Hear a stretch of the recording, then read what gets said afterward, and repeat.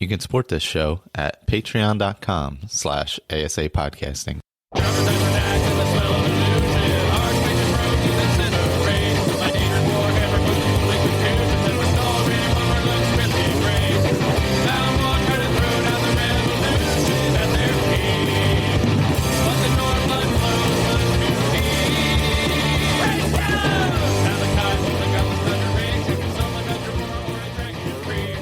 Welcome back, Skyrim Addict podcast. I don't know what number it is, but we're post-update Armageddon. I'm Michael. I'm here with Victor. Good evening. And Ray. Hello. Have we all thrown our devices, computers, consoles into the trash cans and set them on fire and all that stuff? Oh, yeah, totally. I'll never play Skyrim again.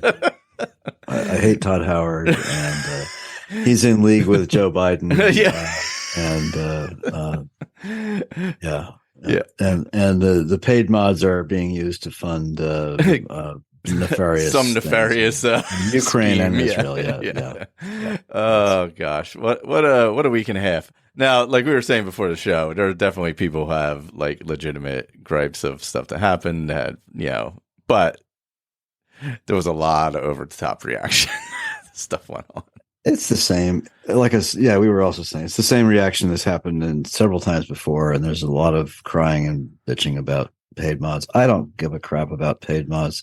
I'm not going to buy them. Yeah. I don't care about them. So if you don't want to make your mods for Todd Howard, then don't. Yeah, and the paid mods are so limited anyway because they're not allowed to have like any dependencies or anything.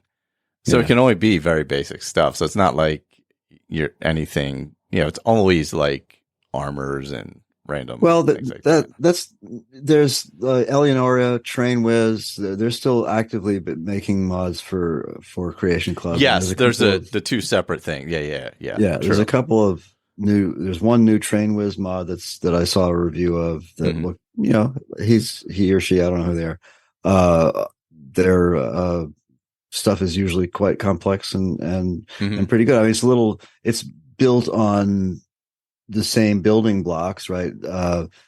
I think what's the one that starts at Runout Caverns? What is that? Isn't that a TrainWiz mod? That's yes. Yeah. I forget which one that is, but I know what you're talking about. Yeah. Right. So looks like there's a lot of same assets using, it's a lot of dwarven things, a lot of Dwemer stuff. And it's a big, long, deep dungeon run kind of thing. It looks fine. It's a nice little interlude. Have you played with it, Ray? I haven't played with any of I don't have the new version running. Yeah. So I haven't played with any of the new stuff, but yeah, I don't either. I mean, I've been paying for mods forever. Through Patreon mostly. Yep. If you make content that I like, I'm going to give you money for it. Yeah, exactly. Sure. Yeah. That's what, like, for me, like when I buy, like there's the official Creation Club stuff by like TrainWiz, Eleonora, and then the paid mods just below that. I don't know how they differentiate it, whichever. I think the ones are they're directly involved with Bethesda, whereas the paid mods, they're just not allowed to have dependencies, I believe is the difference. Well, no, the ones I'm referring to on this review I just watched. They're Creation Club ones specifically. There are new paid mods by those authors, as well as the ones that came with the anniversary edition. Yeah. They're the new. Those are different ones. Official Creation Club content, because I did pick up the TrainWiz one. I haven't started it yet or anything. I didn't do the Eleonora one this time because it was just another house, and there's so many houses at this point. It wasn't. Yeah. But like I look at it like, all right, maybe I'll buy one of those as a way of like, instead of doing Patreon, I'll do that. I'll just pick it up even if I don't use it, just because it supports the author that I use for other things or whatever. That's just the way I look at it. I'm just paying it this way and using this or that. And it's, same thing as like going through Patreon, and Patreon takes a cut, Yeah.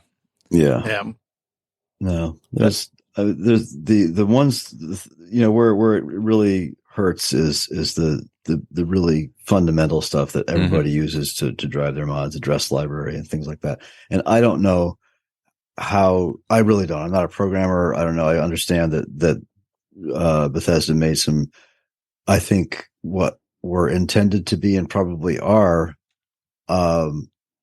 good stability upgrades to the Papyrus, that whole structure of the game, right? But they broke those updates broke a lot of things that have to be now updated, and that's difficult. And I get this. People are spending their own personal time, but I mean, yeah, I mean, some of it was, Bethesda making, taking easier ways to do their programming, which, it's their right to do. It's their, creation. Yeah. The only thing that struck me was the fact that it really wouldn't have been that hard for them to just make a new set. So it was the SWF files, the ones that affect the UI. If they had just made a new section, with, new names for the same files, everything still would have worked. But, the easiest way and most efficient way for them to do it was to just make changes to the existing, named files and move on with it. I mean, I have to think that they are knowledgeable enough about their own programming that they would know that was going to screw a bunch of, mods up. Yeah, I think they knew. I'm sure they knew. It had to have been a conscious decision on their part to do that. But, that was the only one that kind of, niggled at me a little bit because, it wouldn't have been that hard for them to do it just a little bit different.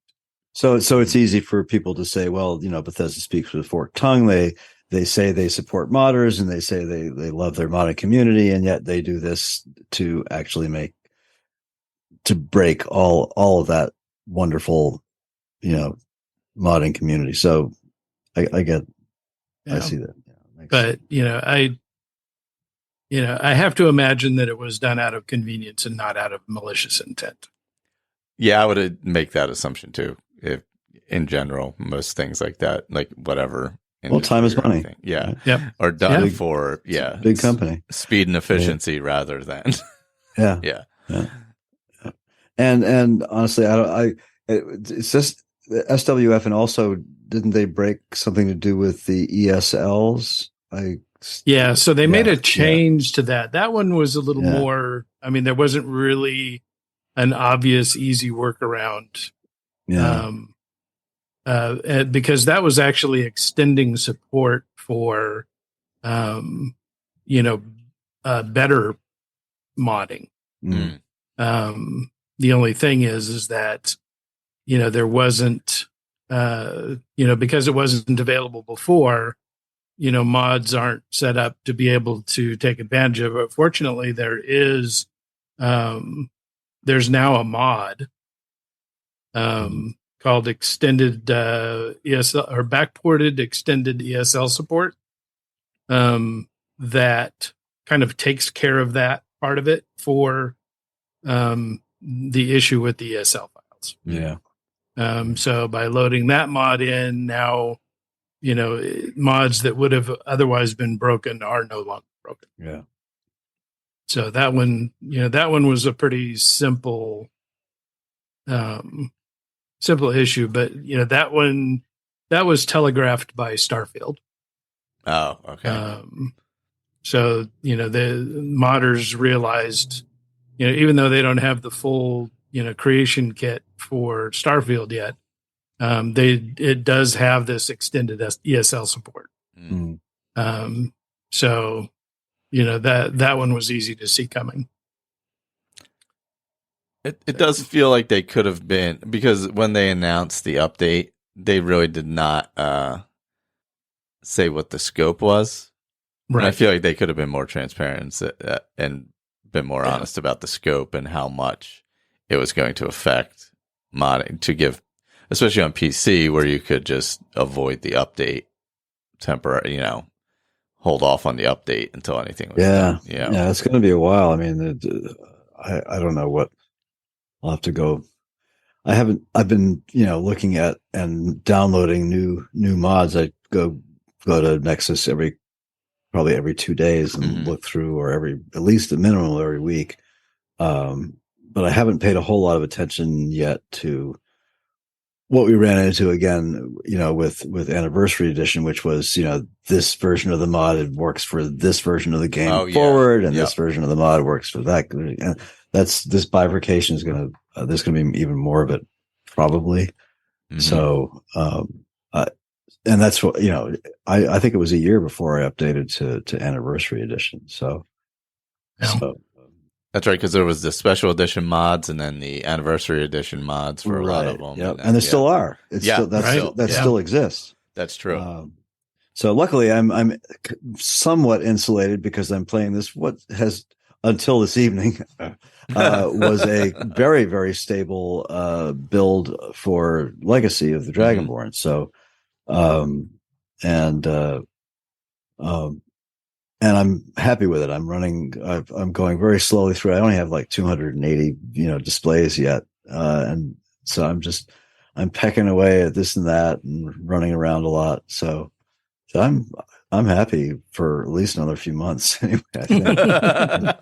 So, there's some cool stuff out there that I see that I'd like to try out, but I think most of it is, cosmetic stuff, new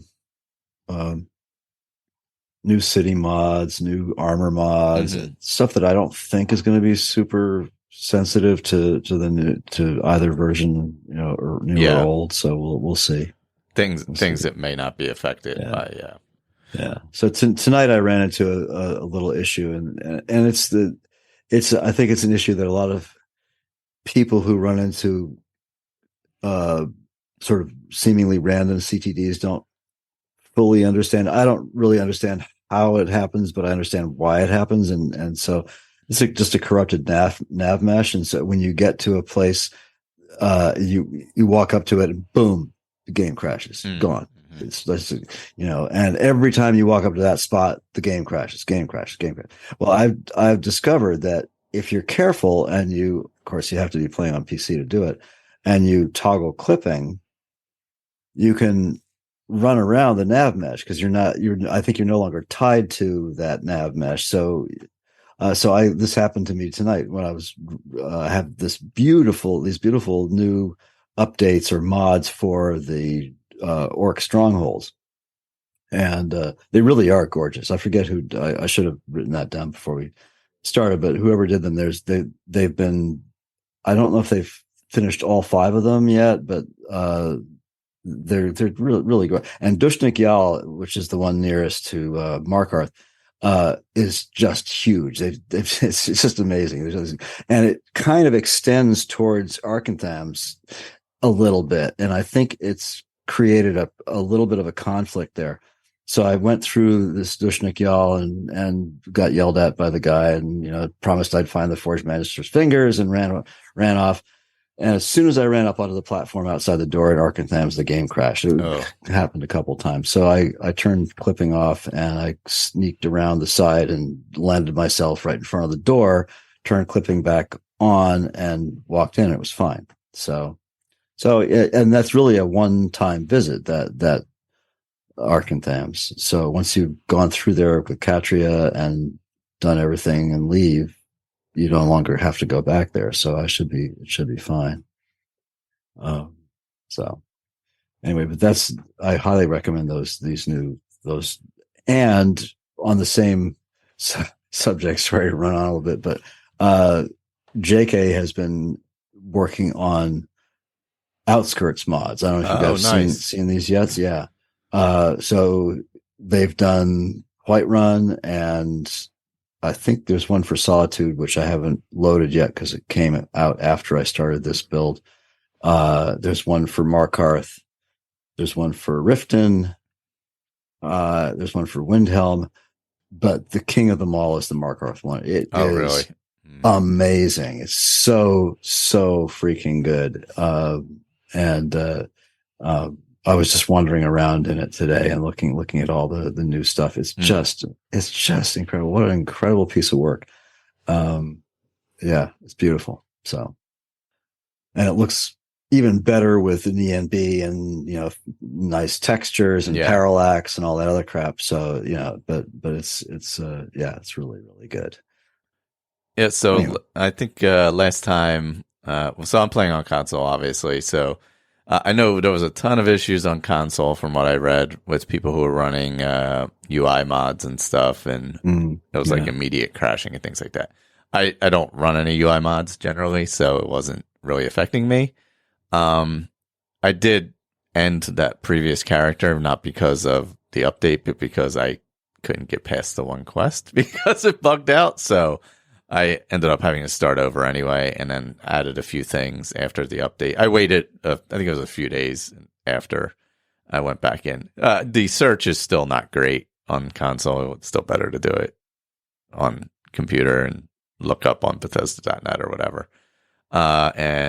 But there is, I guess there's now an ability to save load orders, and it'll automatically upload. Oh, nice. So you can save them. I think they're saved to Bethesda.net essentially, and then you can go back. I haven't played around with that yet, so I don't know the exact. So is it a way of creating a sort of a kind of a profile so you can save a load order and you can load different ones when you want to? Is that the idea? Yes, but I think that's awesome. I think, but the problem is, I think where it falls short of, like, say, with a PC, where all the mods are actually there, and you're just changing the profiles.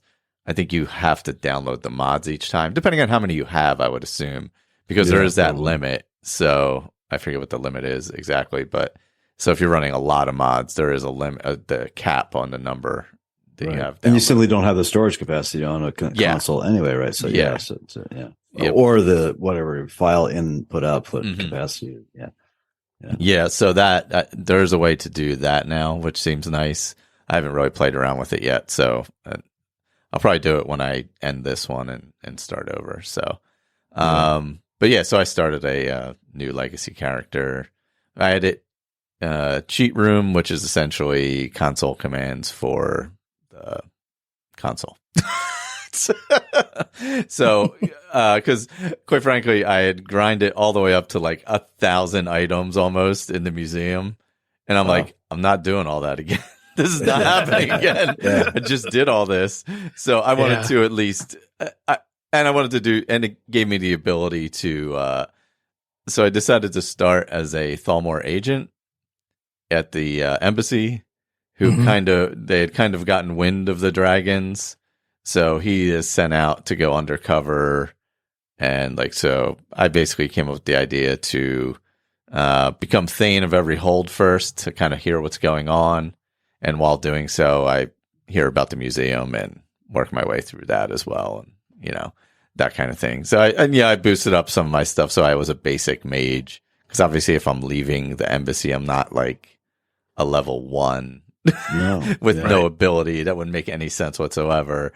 So it gave me the ability to change that. So the cheat room feature is nice for the console for just starting a character and building a character, and get where so you don't have to start at the exact same position every single time. Or like with the museum, I was able to get like 400 items pretty quickly, just like with books and armor and simple things like that, just putting them in there. So I've already done the Night at the Museum, and then the second quest, the Shadow of Once Past. So when do those? So I have finally built the guild house. Okay. And recruited all the guild, sent a bunch of them out to do excavations, and I built the first remote, location, the one that's up near Alftand. Oh yeah. Oh wow. Yeah. So, but that's as far as I've gotten with the, legacy quest line, I guess. You should, when you get 300 items, that's when the first quest kicks off. Okay. So the quests kick off. They're item based. There's items, and then there's that one. I don't think there's any other requirements other than the number of items. It may be the third one where there's another requirement to it, because I've done Shadow of One Past, and I think the only requirement was doing the quest before it, essentially, and having I think it's 400 items. So conceivably, you could everybody could end up at those quests with different amounts of things done, right? If I just work my way through, yeah, okay. Oh yeah, you could. Yeah, I think because when I got there last time, I had done like all of the companions and most of Dawnguard at that point. Wow. Okay. Before getting to 400, because I was kind of grinding through everything. Yeah, I haven't. The only thing I've completed so far in terms of quest lines is the and even that isn't really complete. But I've done the full main quest line of the Mages College, but I never did all the side quests for Tolfdir and all that stuff. Yeah, yeah. So everything else I've progressed the main quest up to. I don't think I've even done the Dragon Rising yet.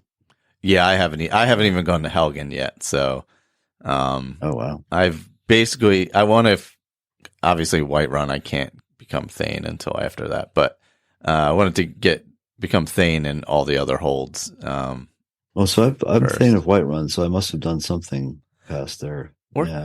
Yeah, because you only need to do because Dragon Rising's after the tower. Yeah, once you do the tower, then you're Thane. Yeah. So I'm Thane of Whiterun. I'm Thane of Markarth, Morthal, and Solitude. Yeah. So I own Proudspire Manor now, and so yeah, I think I've furnished them all as well. I built the basic structure for Winstad. Mm-hmm. So yeah, next one I want to do is the Pale. I haven't done Erendir's quest yet. I actually just did that. Did you? So when you do that, because I really hate killing Erendir. So if you don't, do you still get the option to make a replica of the I don't know because I killed them. Yeah, a lot of them you do. Yes, that's true. But I don't know that it's every single one of them. Yeah. Yeah, that's why I killed him, and I was like, I don't really want to kill him. I want him. I want to keep him around. I don't want to kill him just so I could display the staff in the museum. That seems pretty awful. And I was like, I guess I got to do it. It is what it is. Yeah. Sorry, Arendor. Really, conceivably, you could do all of you could unlock all of the museum quests if you just did the Thanes and smithing. Oh, okay. Because if you make all of the armors, all of the weapons, that's a good bit. And you get what do you get? You get you get the guard armor, you get the shield, you get the weapon. Yeah. Some of them have 2 weapons. So you unlock a lot of stuff by going through the Thane quests too. Yep. Yeah, there are some requirements once you get to the 3rd quest for Legacy for the museum side, the museum 3rd quest. I think, but most of those are museum quests, right? No, you also have to complete the Way of the Voice. Oh, okay. Yeah. Yeah, and then with the Explorer Society quests, there's also requirements. So you'll start getting the Explorer Society ones after 400 items, I think it is, and then you finish the Shadow of One Past and all that. You'll start getting that. And then I think the 2nd or 3rd one, this is where I kind of got bugged because the 3rd one had a requirement. Yeah, it's only the 3rd one. 3rd one has you should really have completed Dawnguard or have accessibility to Forgotten Vale. Oh, okay. Only because you're going to need to get to it at some point in the quest. Let's see. Yeah, so I think that might be much to us. No, it's one or the other. But there's some other requirements like that. And that's kind of what screwed me up, was that minute, that just because I needed access to that space because there's something there as part of the quest.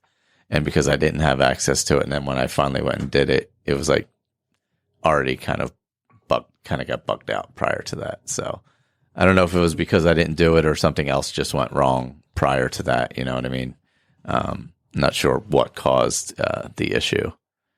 And I kept hoping to kind of kick it off by finding the things I needed. And it just never did. And eventually I was up to like in a ridiculous amount of items. And I was like, all right, this stinks. Now I got to start over. And I got this like whole museum. Like fitted out. And I'm like, oh God. That's too bad. But yeah, it was easy enough starting over. But yeah. The museum quests are really fun. Night at Museum, I enjoyed doing that again. That was fun. Yeah, I'm looking forward to some of that. It is so great. So, and it really is nice to have a reason to do all of silly little side quests that normally you just sort of skip over or don't care about. So so I'm enjoying that. Yeah, there's a bunch of side quests I've done that I haven't done in so long, just to do to get the stuff and all. Mm-hmm. And it's like, oh man, I haven't been to this location in forever because there's really I've never had a need to.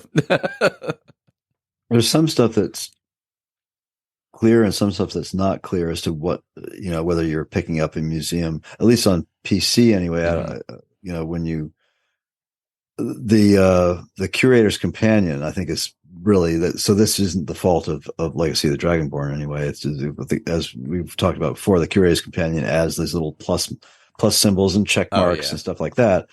And it doesn't, and I have not been diligent looking at the mod configuration menu, which shows you, has a huge checklist of everything you could possibly, but some of the stuff that isn't marked with a plus sign is actually stuff that is a museum display. So, but you only find that out when you pick it up. You pick something up and you get a little, pop up that says, you've picked up a museum item. So it gets a little confusing. So I've just got in the habit of grabbing everything and then throwing away the stuff that turns out I don't need.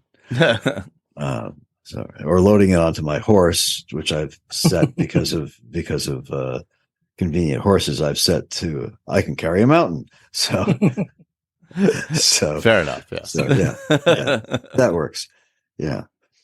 And I admit to several times just resorting to, all right, this is what this mod is all about. This is what this particular playthrough is going to be all about. So I just pick up everything. I've got 1,500 pounds. I turn on God mode and I just fast travel back to the museum. And let the mod sort it out. Yes, because exactly. It's just not, there's role playing and then there's just, yeah. I really role played it last time and collected the stuff and did everything right. This time I have a cheat room. You can also, there's a teleport spell. So it'll teleport you to the cheat room or to saved locations also. So my one saved location is the sorting table. So wherever I am, and I just teleport there. And they actually, to be fair to Legacy, they built a system into the mod to actually facilitate that. It's the shipment system. So and I just realized how that really kind of works, and it works really quite well. So if you know where the shipment boxes are crates are nearby, then you don't have to resort to the silly God mode and everything. It'll just appear inside the museum if you do it right. So it is a great how they have that set up is really great. Yeah. I did add what was the East Empire expansion? That looked interesting. The one from King Gath. Yeah, I've one thing hasn't really worked for me. I mean, so far I like it. I'm kind of going through it and convincing all the Jarls to do the expansion and stuff, and I kind of want to see where it goes. But one of the basic mechanics of it is like it's basically like Legacy, where you put the items in a chest in your safe house and he'll sell them all for you. Well, you're supposed to, you give them to a representative of East Empire, and they're supposed to sell them for you. And then you go and you pick your money out of a lockbox. Well, it's supposed to take like a day or two. It's been like 3 in-game weeks, and it still hasn't done it. And I'm like, that just doesn't seem to be working for me. So I'm still going through the rest of it because I don't really need that aspect of it anyway. Because I'm using it with Legacy. So it's compatible with Legacy of the Dragonborn? Maybe that might be the issue. I don't know. Since that is actually new, so that may be the issue. Yeah. So I'm just going through the other parts of it because I don't really need them to sell stuff for me anyway. It really doesn't make any difference because I'm just selling it in the safe house, just sticking in the chest there.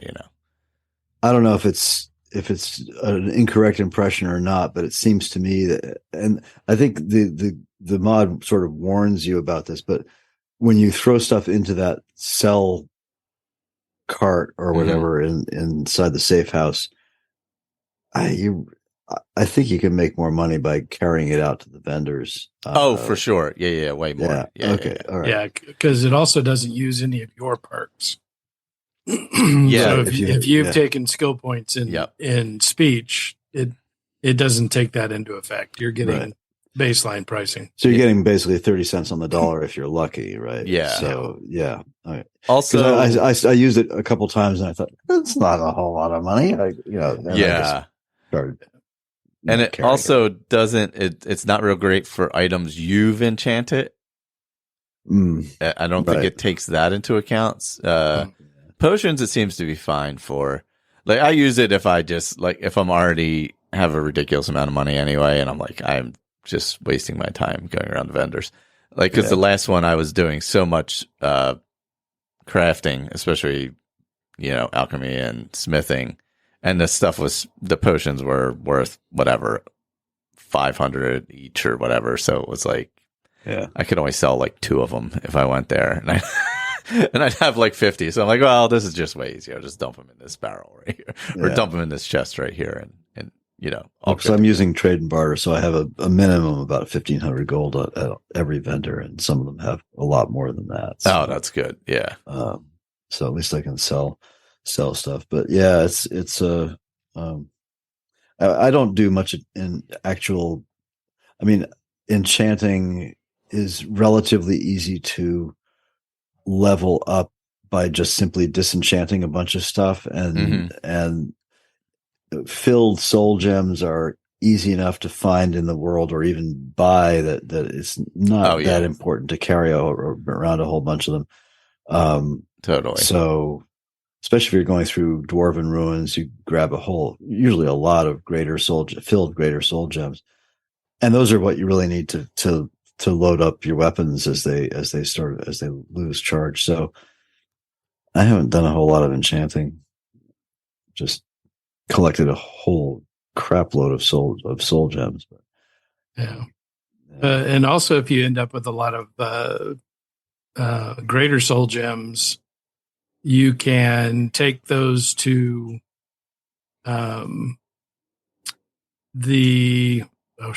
Gallows Rock, that player home there. And it has part of the little mini quest that you do to unlock that player home. It unlocks a table that you can put grand and greater soul gems into and convert them into black soul gems. That's right. Yeah. I forgot about that. I think there's one of those somewhere else too, isn't there? Or is it that one I'm thinking of? That's the only one I know of. Okay. Whatever. Mine is completely torched. Really? My game for Legacy is gone. Because of the update or other reasons? Well, I mean, yes and no. Because of the update and my irresponsible modding methods. Yes.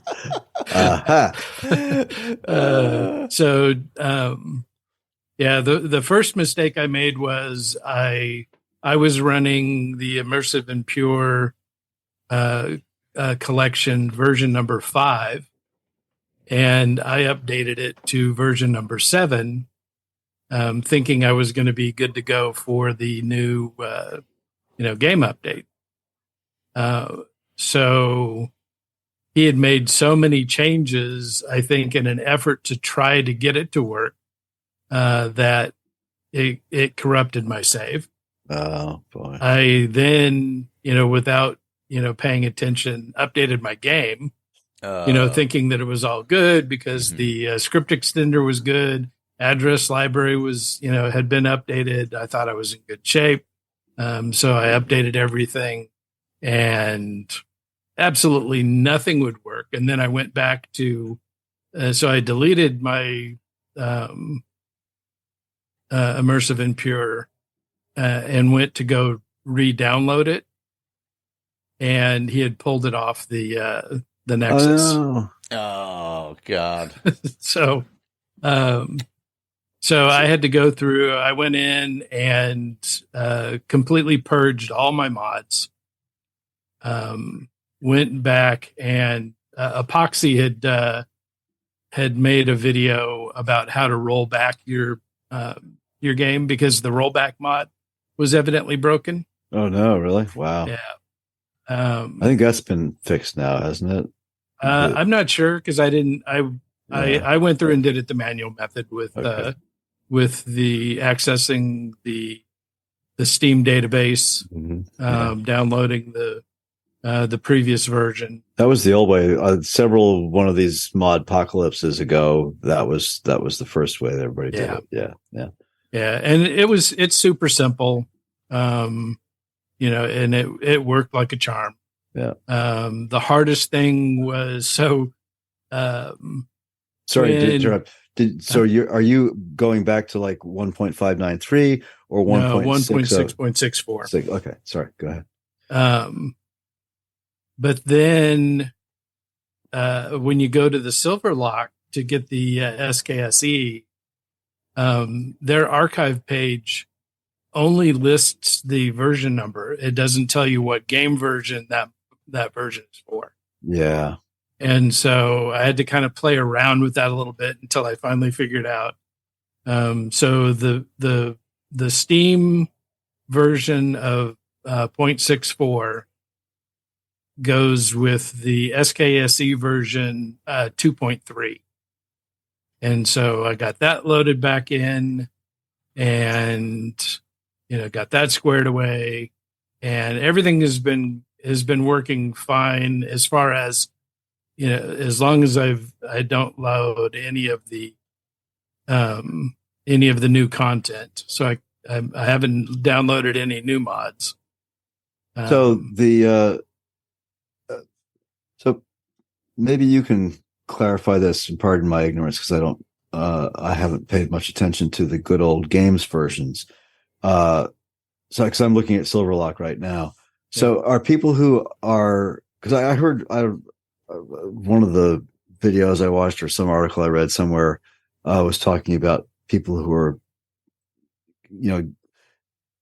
stopping using the Steam version, and I assumed that meant they were going to either not playing it at all anymore or using the good old games version. And I noticed there's two different versions. You got the Steam Anniversary Edition build and the good old games Anniversary Edition build. Are they that different? Well, so unless you have Steam configured in a way that prevents it from automatically updating, right? Steam just naturally will, update the game, right? And you have to run the game through SKSE in order to do that, in order to prevent it, yes, from running a update. Yeah.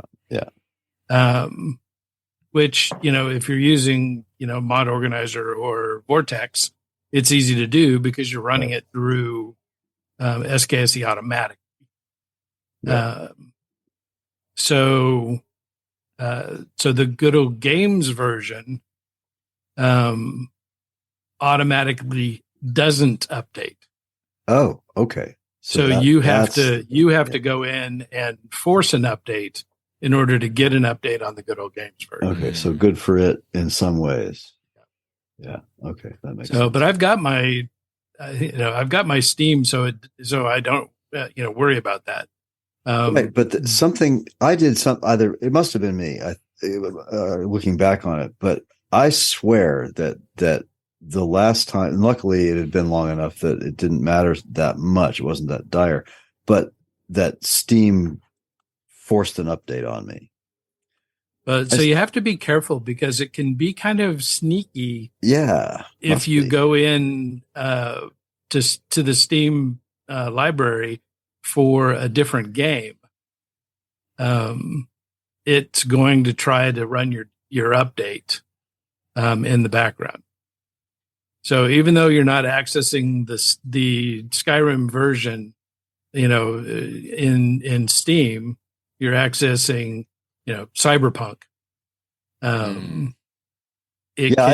I watched that because you're right. There's a little thing there that shows you when it's scheduled to be or not scheduled to be. And so right now, as far as I can, because I went and checked that yesterday, it's scheduled not to be updated or updated on. It says update on launch right next to it. So, but maybe you're right. Maybe if you're not careful, click the wrong place, clickety, and Now, Epoxy runs through a little more elaborate means of, preventing it from even, no matter what, updating, through Steam settings. But, I've had, perfectly good luck, with the way that I have it configured to only update on launch. Yeah.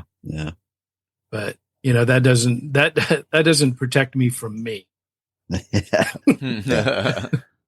Well, and if you run the launcher from, say, mod organizer, not to actually launch the game, but you just run the launcher so you can, because sometimes you need to do that to reset your video settings and reconfigure the basic INI files.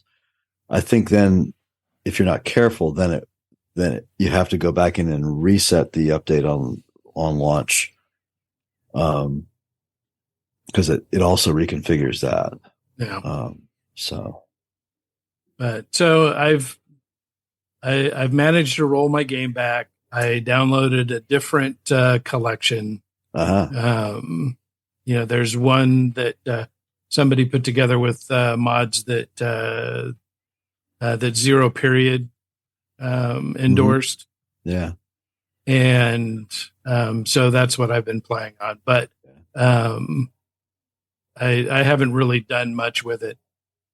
Fortunately, since I have two PCs, the one that I don't play on regularly, my previous PC, is still, pristinely set to, it's basically an archive of what my computer or what my game looked like in July. Okay. When I built the new PC. So I do have some stuff, that I have saved. But a lot of the stuff, like my immersive and pure, collection on my regular PC is now just completely borked. So explain immersive and pure, because I don't know anything about that. So that's a collection. It's a pretty extensive collection. I think it's a Nexus collection. Yeah, like 400 or 500 mods. A lot of them written by Canberg, the guy that puts this together. Oh, cool. Okay. And it's things that he had, different patches that he's made to get some of these different mods to work together or do certain things or, that kind of stuff. So, it was a lot of fun. It was the one that, where I had that, the Realm of Lorcan, alternate start, which I really enjoyed. Oh yeah. But, at this point, it's just, you just roll with it. Yeah. I've got it rolled back for the most part. And just, doing some basic fun stuff. Because the Wabbajack system, I believe, I may not be 100% correct in this, but I'm sort of 90% correct maybe, allows the collections to load their own discrete version of the game. Mm. So there are Wabbajack collections that are for Anniversary Edition and Wabbajack collections that are for Special Edition only.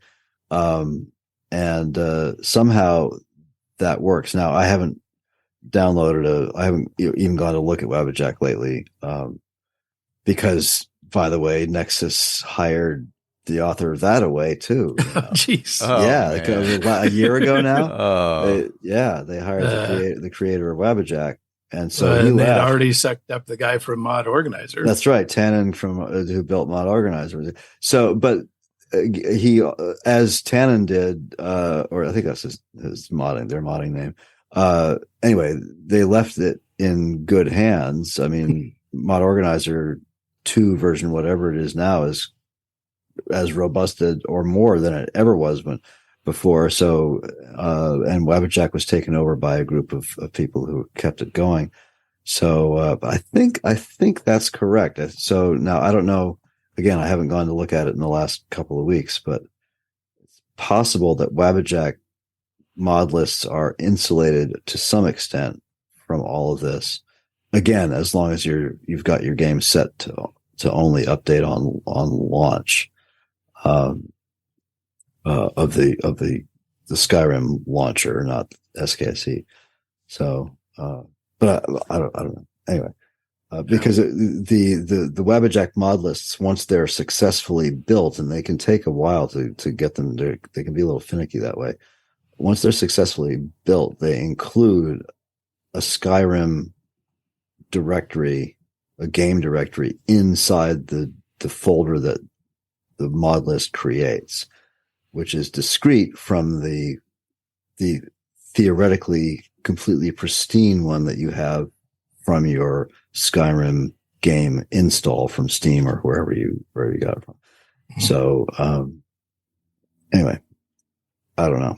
I'm not running I tend to play with those and then just build my own, which are a lot less complex and not fraught with many, many patches, which I find can be lifesavers and also death givers.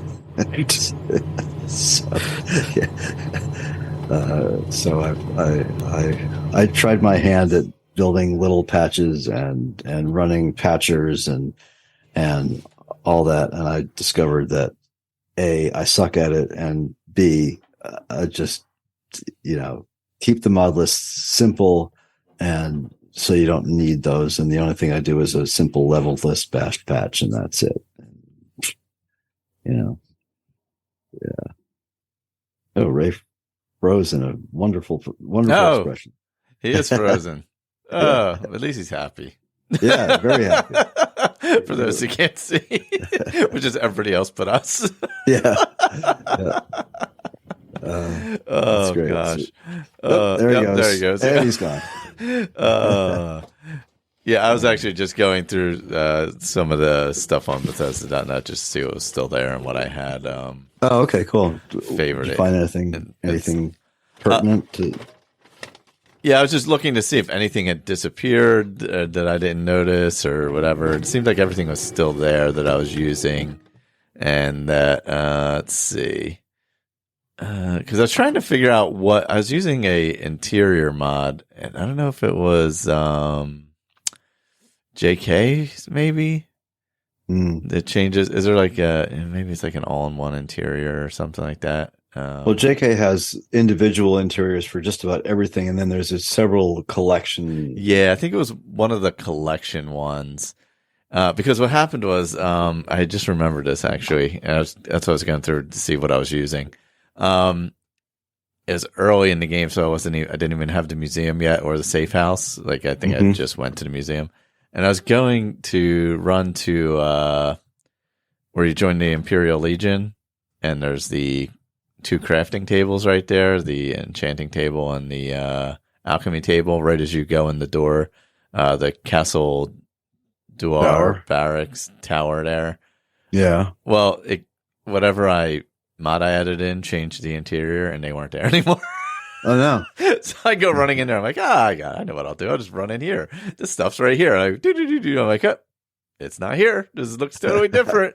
Oh no! I've totally screwed myself up because so then I had to go find one somewhere else. But yeah, I was trying to figure out what I was using exactly. I do have Worm's Tooth actually loaded up on this playthrough. Yeah, and me too. And it's triggered, but I haven't actually pursued it. I've gone through the first 3 segments or episodes or whatever they call it of Vigilant now. I think I'm at the last one. Have you played through that whole mod? No, that's what I wanted to add actually. It's great in so many ways, but I have to say for myself, I never liked playing as a vampire. I don't like vampire quest lines. So I've there you are. Yeah, lost a little power there for a second. Oh, is that what happened? Yeah. You froze with this beatifically smile on your face. It was great. It was like, hey. Woohoo. So I was just saying, I'm through the first 3 chapters, I think, of Vigilant now. Oh, nice, and nice. I have the last one to go. So I don't know if Vigilant is on here or not. But yeah, I got just tired. I think I talked about that the last time. I had a little bug. I finally got past, and where you have to speak to this one turned Vigilant in order to progress the quest, and I couldn't get him to speak to me, and then finally one day I thought, well, I'll try it again, and it won't work, but okay, and it worked. I don't know what I did to change things, but it did, so I moved on. So some of the stuff it's tough. Some very tough bosses in there. Yeah, I was trying to see. I can't find it right now on Bethesda.net. I'll have to see. I'll have to do a better search. I don't know. Their search is a little funky, so I'll have to see it's on there. But yeah, I do have Orange Tooth, so I'm going to start that too. When I get a chance. I'm looking forward to that. Yeah, that's actually Vigilant was what I was going to search for when I restarted the character, but I couldn't find it when I was setting it up. So I think I got to do a more thorough search. Is Vigilant on Xbox? Must be then. I haven't seen it, but I don't know if I'm searching incorrectly because the search, again, still, while improved, is still not good. It's just not great, just reality-wise. But it is what it is. Oh, man. My fault for playing on console. The convenience of console is what does me in. It is, and the heartbreak of PC. There's a price for everything. It's a double-edged sword. Sure yeah. You're paying one way or the other. Yeah, we've all paid that price. I know I have a few times for sure. Well, I think we covered the Modageddon, Updateageddon, whatever it is, pretty well. I haven't paid too much of attention to it, but there's also been a lot of, brouhaha about the Starfield mods. Oh, I saw. Yeah. Oh, okay. Dish that out a little bit. Which I have not paid any attention to whatsoever because my mods were great. Okay. It's definitely. You can tell that it's not, fully set up for mods yet. Mm-hmm. Right, because they haven't released the kit yet, have they? Right. Yeah. Okay. But it gets easier and easier every day. I know Vortex has been working really hard to get tools put together because the big thing is that you don't have, you don't have a plugin list anymore. And so, you have to manage that through a separate mod, and keep a text file that you manage your plugin list with. And I noticed that, there was an announcement by, Vortex that they now have a tool for that. I haven't started using it because the one that I've got works great. And, I'm a kind of, if it's not broke, don't fix it kind of person. Mm-hmm. Most of the time.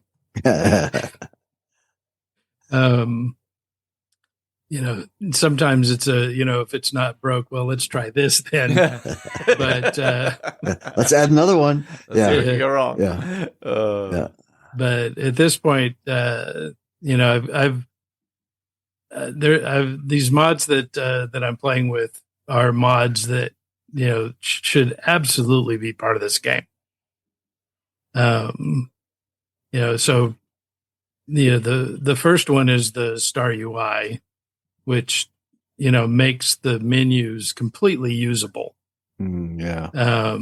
Which to the point now where when I see a video, where somebody's playing without it, it's jarring to see the way that it comes across. Wait, but you should be. Oh, that's right, you're not running. Okay. So how many, because there's no creation kit yet and no really strong framework. So how many of these mods and using this word not to be in a pejorative way or to denigrate the mod authors, but a lot of them are kludges, right? They're workarounds. So as the modding gets more sophisticated, how many of these mods are going to fall off the back end because they were built on a kludge that has been superseded and is no longer it really depends on what Bethesda does when they launch the creation kit. Because a lot of them now are they are kludges, but they are really so they take things like the game runs a set of batch files when it loads up. So these guys have figured out, okay, well, if you make a batch file and give it this directory to where it's going to load along with all this other stuff that Bethesda's loading in. Now you've got stuff that works because you've created a little batch file. It works through the language that Bethesda's speaking when it loads the game, and you're all good. Hopefully when creation kits becomes available, there'll be a more direct way of putting that in. Right now, the game doesn't really manage the ESL files, so you have to do the this plugin.txt file.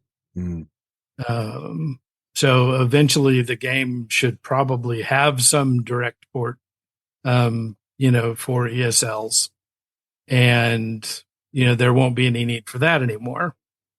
The first workaround for that is no longer necessary.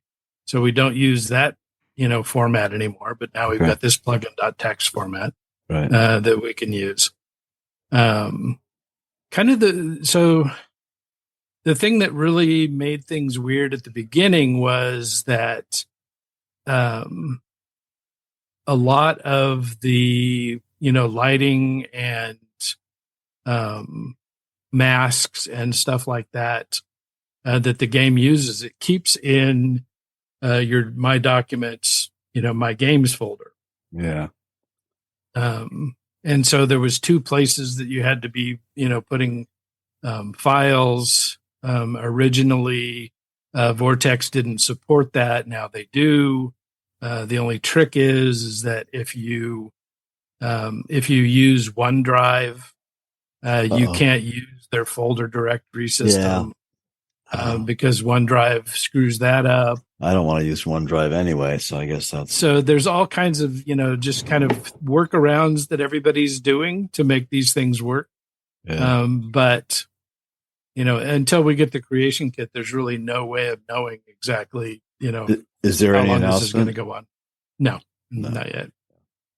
There's a lot of speculation that it'll be, the beginning of the year, but there's been no announcement. Everybody thought it'd be 12 months before it came out. Yeah. And so, at this point, the mods that we're getting are not, there's a lot of texture replacer mods, but there's not like there's not a new armors mod or, new weapons mod or anything like that. It's, does Starfield use a similar structure in leveled lists and things like that? Yes. Yeah. Okay.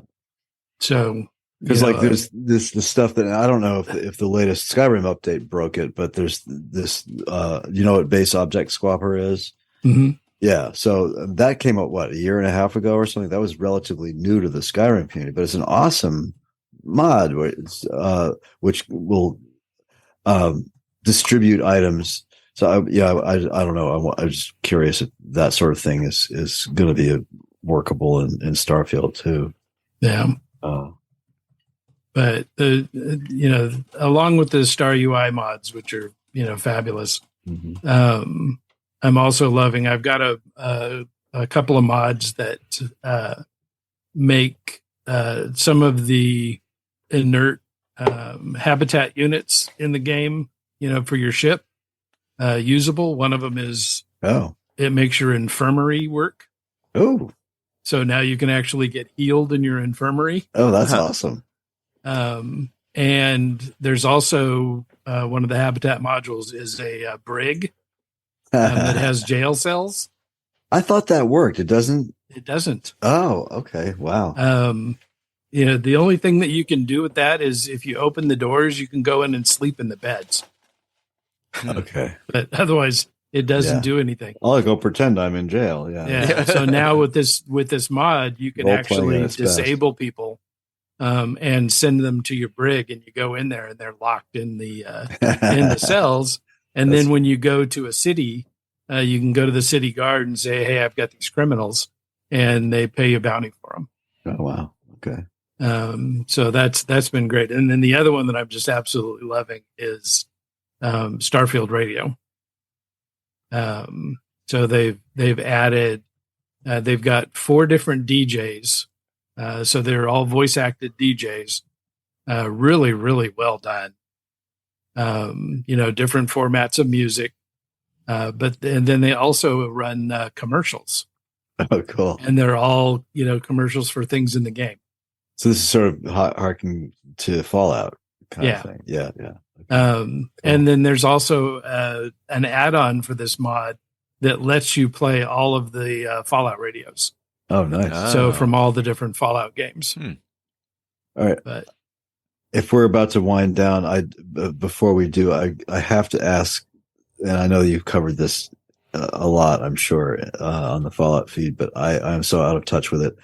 What's this latest big Fallout mod or whatever that's either going to be or has been released? So as far as mods go, the big one that everybody's waiting for is Fallout London. That's okay. That must be. There was a big trailer for it recently, right? Yeah. Oh yeah. Which just looks absolutely amazing. Is there a release date for it? Not a solid one. Originally, they were trying for the end of this month. Okay. But they haven't announced anything for sure, so it's kind of looking like it's probably going to be pushed a little bit. But with as ambitious as this mod is, they have released a lot of like the clothing and armors and weapons and stuff from the mod as little standalone mods.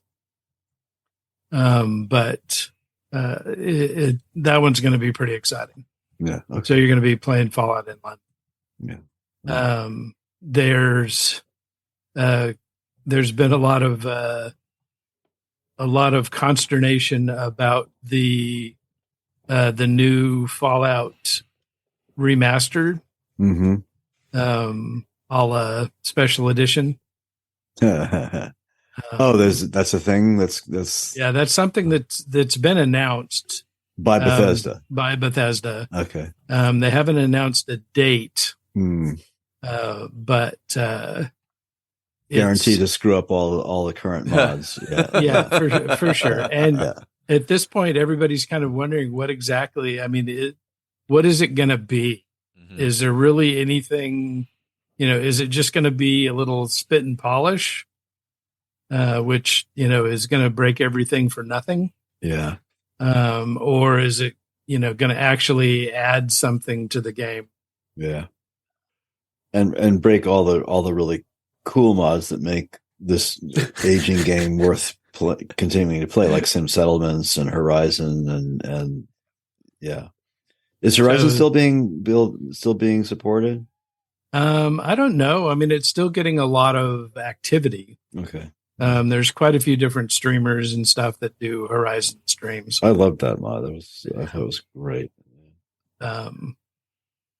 So I think that, I mean, as long as it happens within the next few months, I will be still stung enough by my Skyrim experience to just leave it the hell alone and not mess with it. Oh God! Yeah, so that everything still works. Good luck with that, right? Yeah, I know. I know I'm gonna step in it. Yeah. Because I'm always curious about, maybe there's something cool. Yeah. Oh God. You got to tinker. But I think at this point, I mean, I certainly don't blame Bethesda for my Skyrim mishaps, because I am, I take full responsibility for messing it up myself. I know I did. Yeah, it wasn't anything that they did. I could have avoided the whole thing, and everything would have been fine. But no, I had to fiddle with it, and that's fool around and find out. Yeah. So, did you ever get the update to? Wasn't there supposed to be a new update to No Man's Sky? Did that ever happen? Oh well, so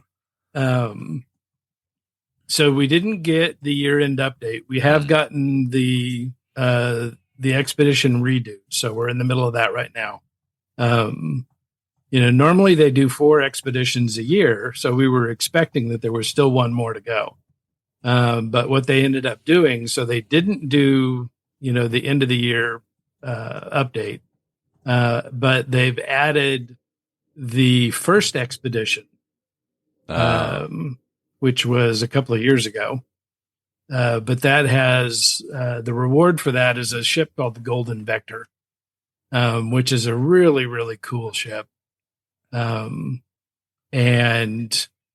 people that are relatively new to the game, if they've played, since before the first expedition redo, they haven't had access to it. Oh, okay. So they haven't been able to get it. Well, now they're going to be able to get it for themselves. So, that'll be good. And then they teased at the Game Awards. They teased the 2024 first update, which we'll expect will probably be late January, early February. Oh, that's cool. Which will add some really cool new stuff. Looks like a new ship, new space stations, hopefully a continuation of the Void Mother story. But the really big news that came out of the Games Award is Hello Games' new game. Yeah. Light No Fires. Yeah. And that thing looks just absolutely amazing. You can feel all of the No Man's Sky development in it, in the things that they showcase. And so, of course, everybody's like, okay, they're going to release it. It's going to be half finished, blah, blah, blah. It's like, yeah, shut up. Okay. They've gotten past that. They've already got it all, worked out with, all the stuff that they're doing in No Man's Sky. It'll break all my Skyrim mods. And so yeah, the community is really jacked for that, and it's kind of funny. So there's been a lot of hullabaloo because that trailer is the most watched video game trailer for the year or something like that, and it shows up in all of my YouTube ads. Every ad that gets presented, every other one is the trailer for Lights on Fire. So, Nice.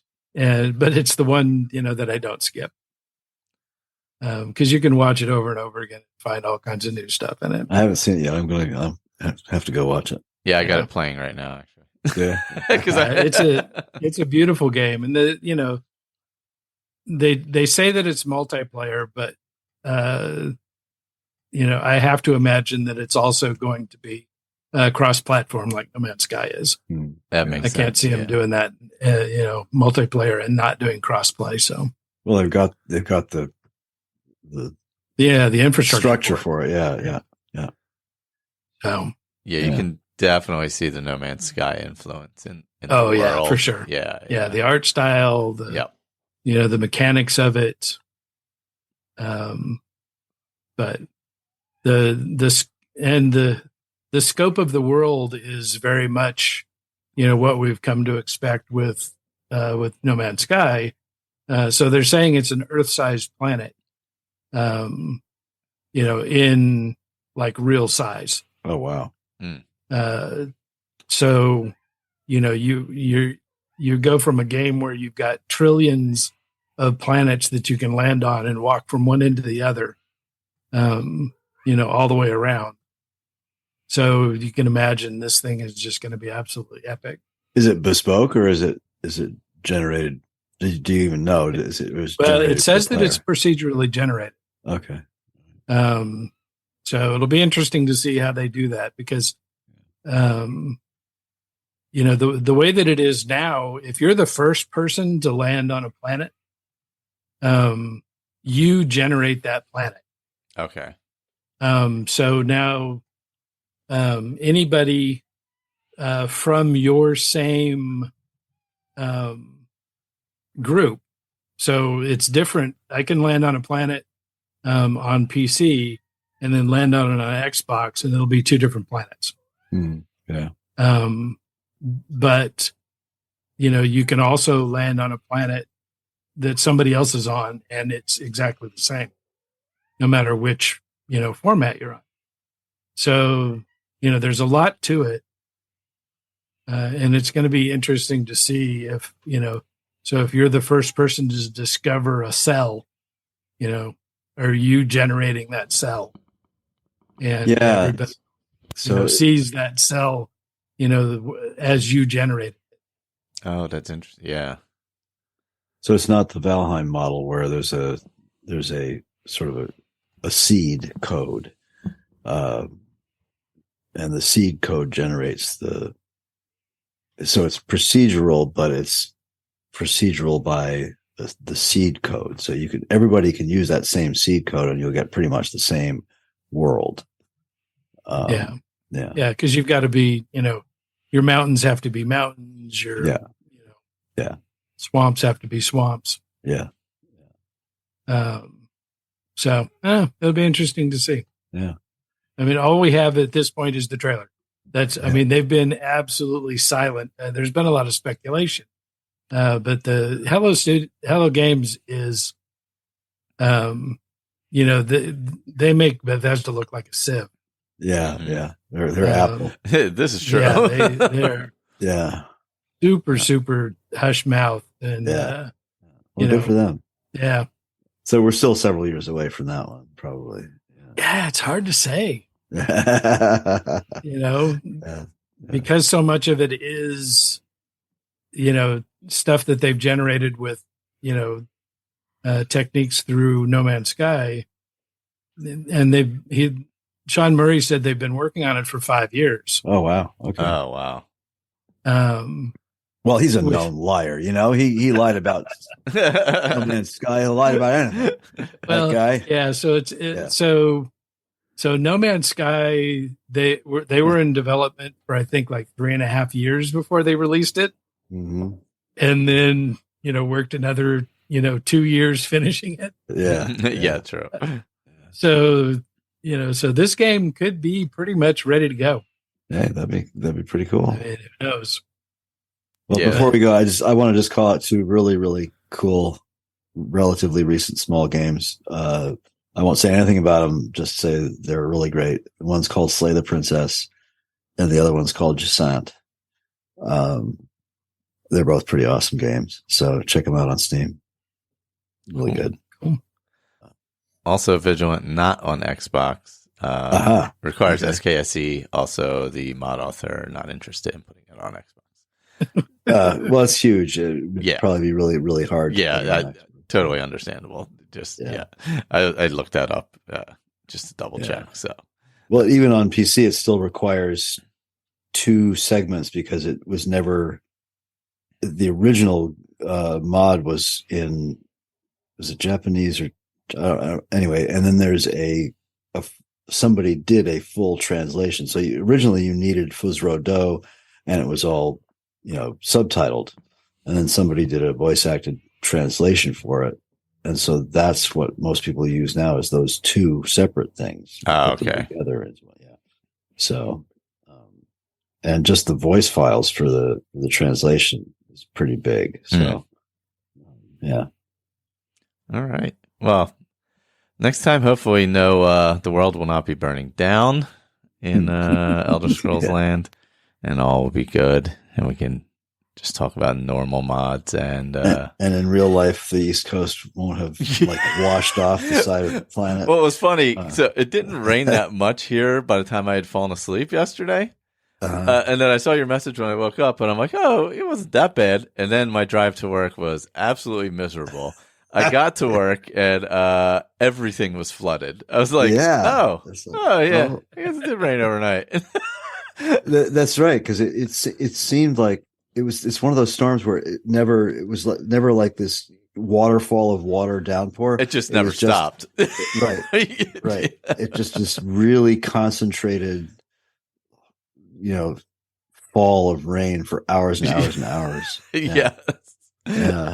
And it's typical me. I thought, because we're having this weird subsidence on corner of the property, and so I thought, I'm going to run this.